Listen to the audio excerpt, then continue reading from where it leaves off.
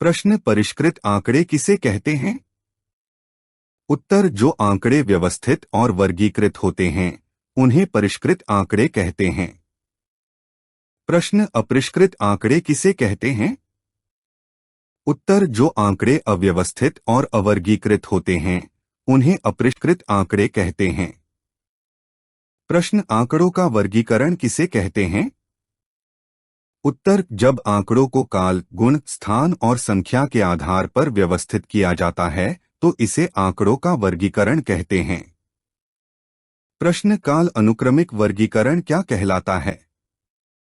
उत्तर जब आंकड़ों को समय के आधार पर वर्गीकृत किया जाता है तो इसे काल अनुक्रमिक वर्गीकरण कहते हैं।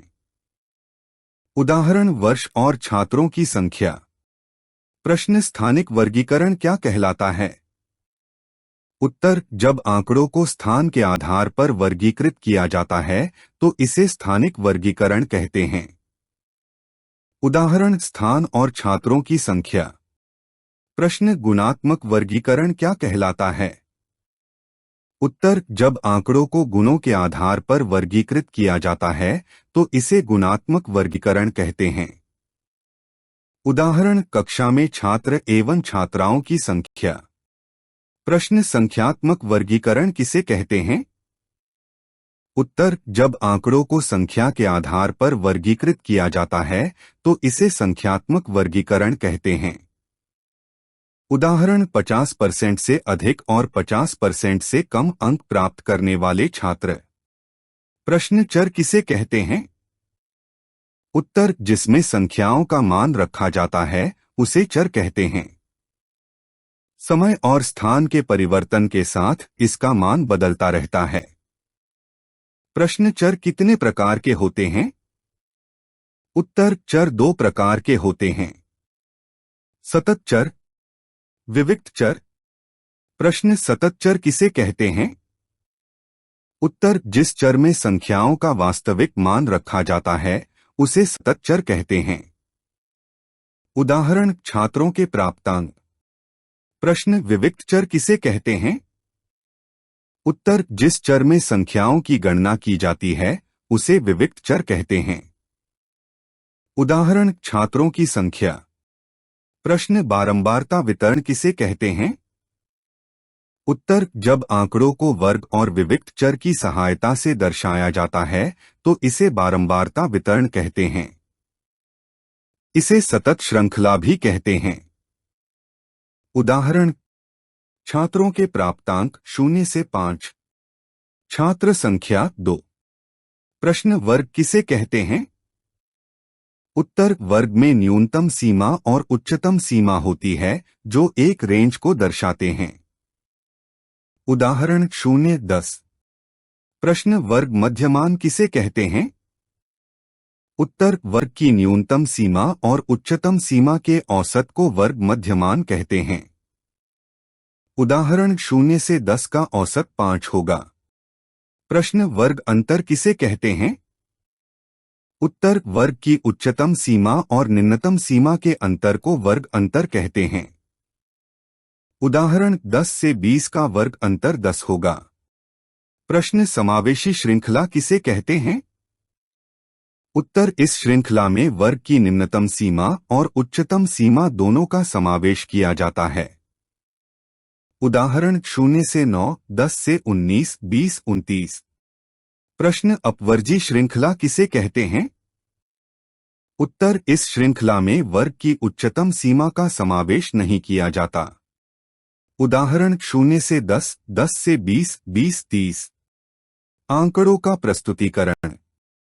प्रश्न आंकड़ों का प्रस्तुतीकरण किसे कहते हैं? उत्तर आंकड़ों को समझने के लिए उन्हें व्यवस्थित रूप से प्रस्तुत करने को आंकड़ों का प्रस्तुतीकरण कहते हैं। यह 3 प्रकार से किया जाता है। पाठ्य विषय प्रस्तुतीकरण, सारणीबद्ध प्रस्तुतीकरण, आरेखीय प्रस्तुतीकरण।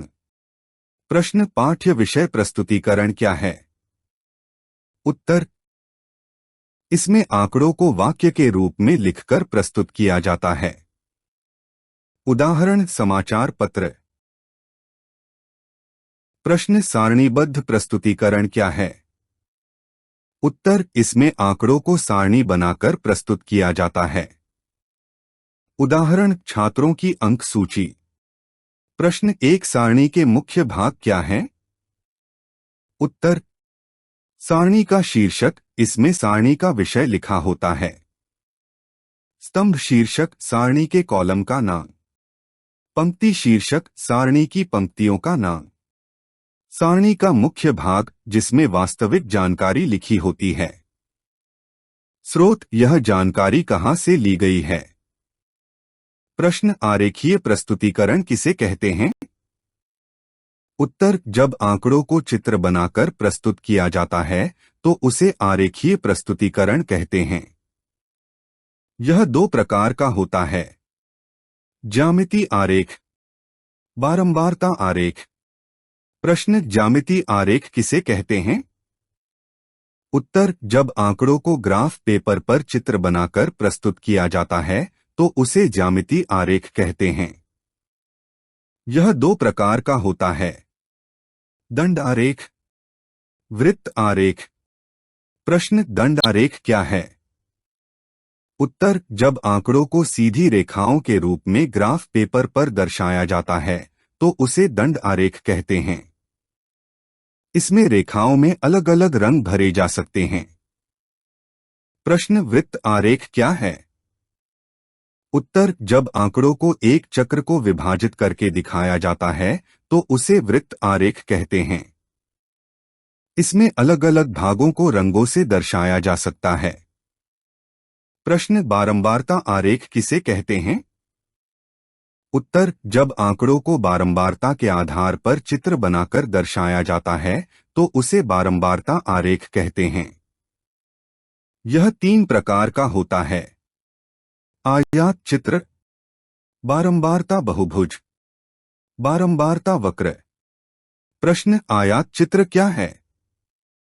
उत्तर, जब आंकड़ों को बारंबारता के आधार पर सटे हुए सीधे दंडों के रूप में दर्शाया जाता है तो उसे आयात चित्र कहते हैं। प्रश्न, बारंबारता बहुभुज क्या है?